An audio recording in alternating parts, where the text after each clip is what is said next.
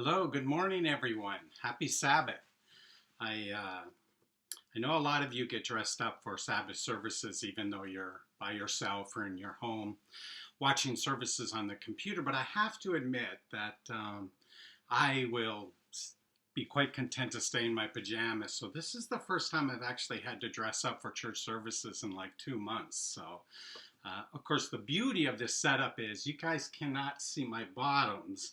So I could be a good chance that I still have my PJ bottoms on, but you guys will never know. Are these crazy times we're in or what? The coronavirus, the COVID-19 pandemic is really the defining global health crisis of our time. It really is the greatest challenge that this world has faced since World War II because it affects so many people. And since its emergence in Asia last year, the virus has spread to every continent except for the Antarctica. And really, even today, months after it started, cases still are rising daily in Africa, in the Americas, in Europe. But COVID-19 is it really is much more than a health crisis. By stressing every one of the countries it touches, it really has the potential to create devastating social, economical, and political crises that really will leave deep scars for years to come. Really, you've heard it said that we are in uncharted territory. And many of the communities now that we live in are unrecognizable. Dozens of the world's greatest cities are deserted as people stay home, either by choice or by government mandate. I love New York City. I can't even imagine what that would be like right now. Across the world, shops and theaters and restaurants and bars are closing. Every day, people are losing their jobs and their income with no way of knowing when normality will return. Small island nations that are heavily dependent on tourism has empty hotels and deserted beaches. It's said that 195 million people could lose their jobs.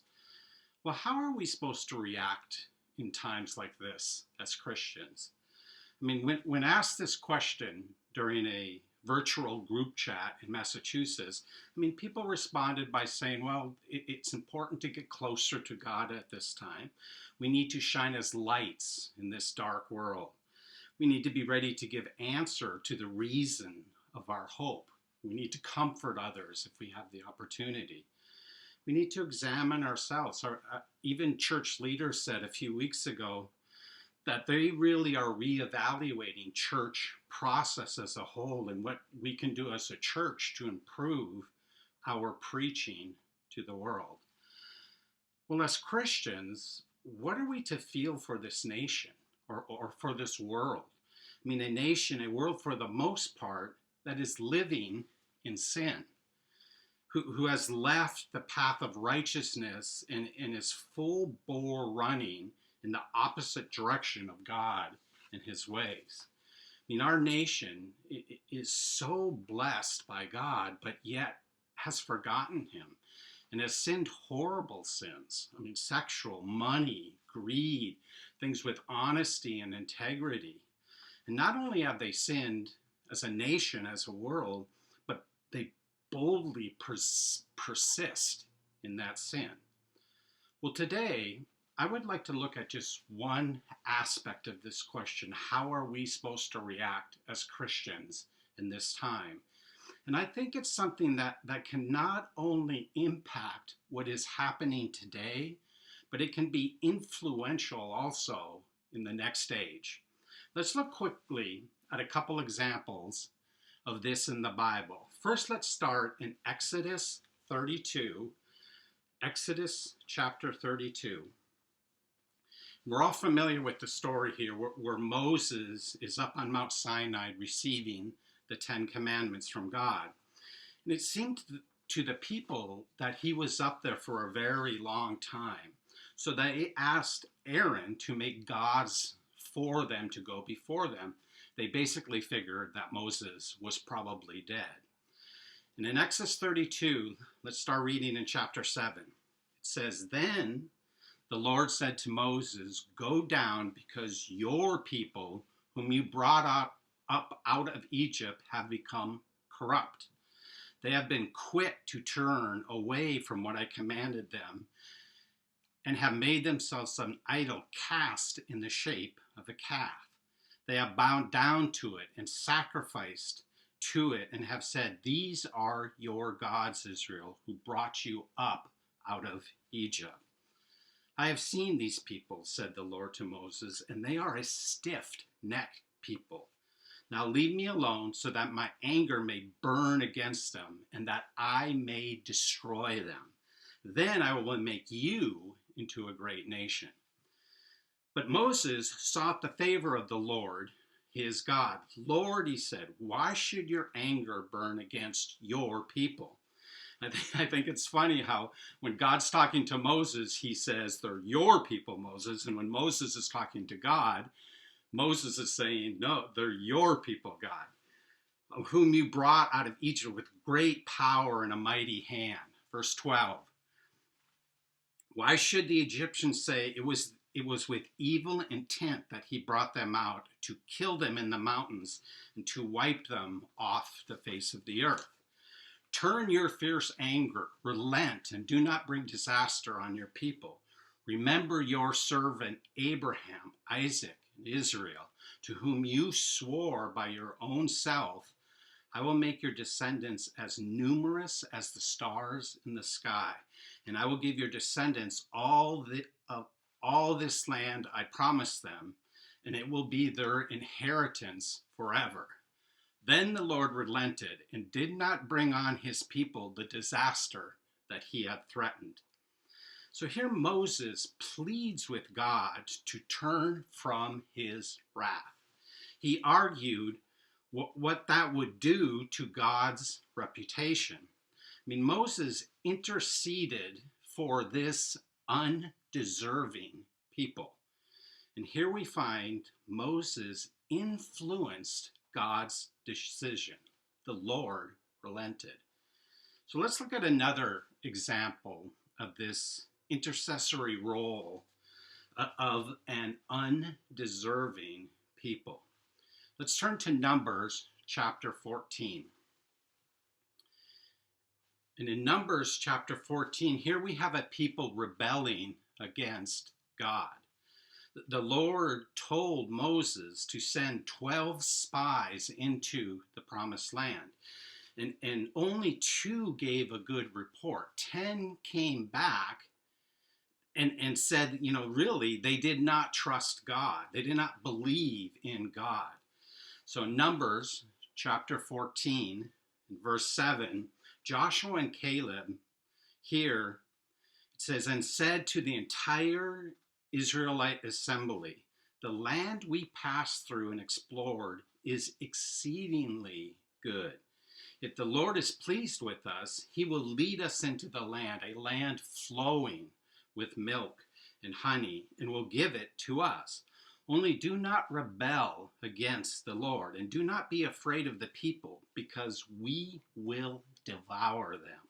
Their protection is gone, but the Lord is with us. Do not be afraid of them."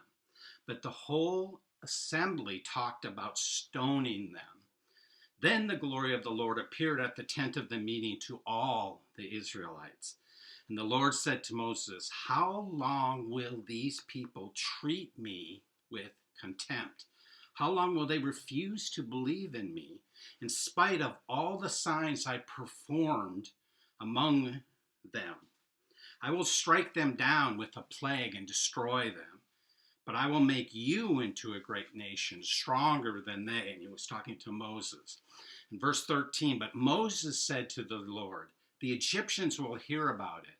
By your power you brought these people up from among them, and they will tell the inhabitants of this land about it.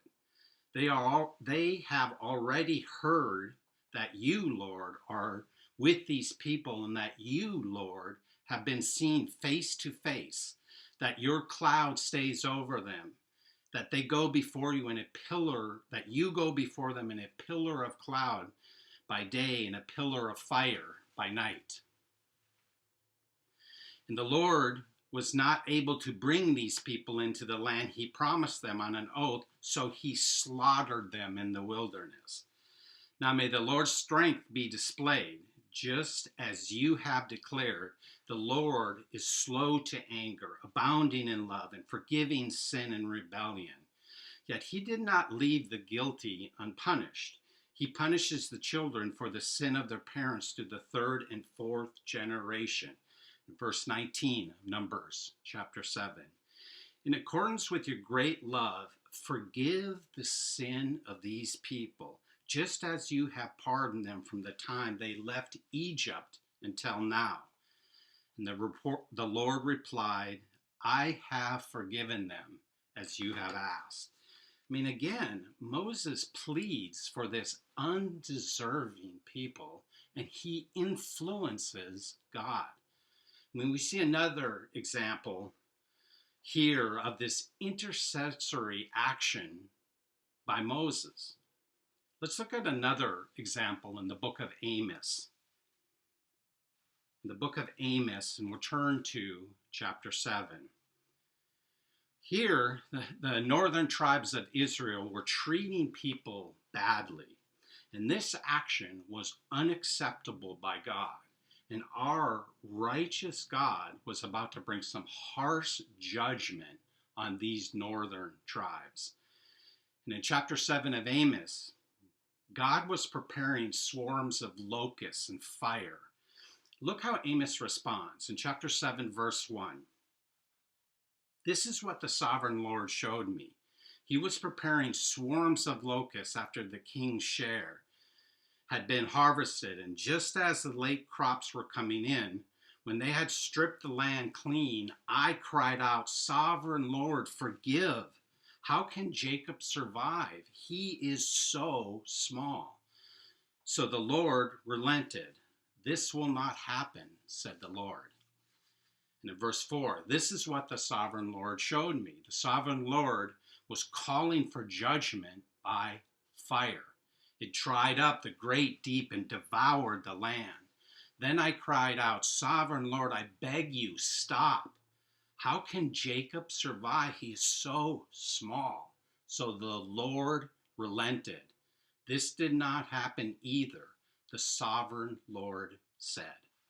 I mean, again, we see this intercession for a sinful people by Amos, a people who did not deserve it. But by his action, Amos influenced God's decision. Remember Stephen's speech to the Sanhedrin? I mean, they were so angry with hearing the truth that he had to say that they started to stone him. Turn to Acts chapter 7. In Acts chapter 7, and we'll read verse 59 and 60. Verse 59 of Acts chapter 7. And while they were stoning him, Stephen prayed, Lord Jesus, receive my spirit. Then he fell on his knees and cried out, Lord, do not hold this sin against him. And when he had said this, he fell asleep. I mean, Stephen here did this intercessory prayer for these people that were killing him. I mean, this undeserving people, and Stephen was praying for them. And really, didn't Jesus do the same thing to us on the cross? To us, to all people on the cross. I mean, these people immediately were trying to kill him. Luke 23 verse 34 says, Jesus said, Father, forgive them. They do not know what they do. I mean, look at Jesus offering this intercessory prayer at the time that these people were killing him. And look Let's go back to Matthew chapter 23. And let's look at the feelings that Jesus was having as he was coming up to this ultimate sacrifice, this his death that he was about to give. In Matthew 23, verse 37, Jesus says, "Jerusalem, Jerusalem, you who killed the prophets and stoned those sent to you. How often have I longed to gather your children together as a hen gathers chicks under her wings, and you were not willing." I mean, Luke 19, verse 41 tells us that Jesus wept as he looked at the city of Jerusalem. I mean, he must have been thinking about the coming judgment. And he said these words. I mean, Jesus wanted to protect them from the terrible judgment that would eventually follow because they rejected him. He wept at the pain of knowing what would befall these people who rejected him. His heartfelt cry really is just another way to see that Jesus didn't hate these people that he rebuked so strongly at times. His heart broke for them. When we sin, I mean, God doesn't hate us either, right? He genuinely sorrows for us, knowing that in every way our sin and rebellion only destroys our life.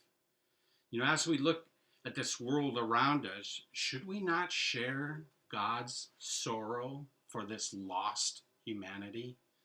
I mean, how often I wanted to gather your children together as a hen gathers her chicks under her wings. I mean, Jesus wanted to protect, to nourish and cherish his people, the Jews, even as a mother protects her young chicks. God doesn't want any to perish. He wants us all to know his love. All of Jesus' actions show us this intercessory grace for an undeserving people. Really, it's a people that includes us. I would like to just look at one more powerful example. Once again, we see the rebellious Israelites. Let's turn to Numbers chapter 16. Numbers chapter 16, we'll read verses 42 through 50. Numbers 16, verse 42.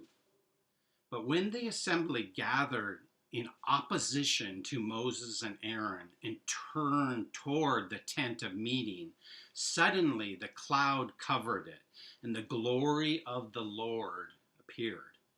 Then Moses and Aaron went to the front of the tent of the meeting, and the Lord said to Moses, "Get away from this assembly so I can put an end to them at once." And they fell face down. And Moses said to Aaron, "Take your censer and put incense in it, along with burning coals from the altar, and hurry to the assembly to make atonement for them. Wrath has come out from the Lord, and the plague has started." So Aaron did as Moses said and ran into the midst of the assembly. The plague had already started among the people. But Aaron offered the incense and made atonement for them. He stood between the living and the dead, and the plague stopped. But 14,700 people died from the plague, in addition to those who had died because of Korah. Then Aaron returned to Moses at the entrance to the tent of the meeting, for the plague had stopped. In incense, right? And times for us like prayer. Again, these undeserving people and this intercessory incense or prayer. I mean, our nation is living in sin. We know what is going to eventually happen. Philippians 2 tells us to have the mindset of Christ. humility, service, sacrifice. I think that the Bible readings that we have read today show us our actions can influence God. We can have influence on how God treats others, even others who have sinned.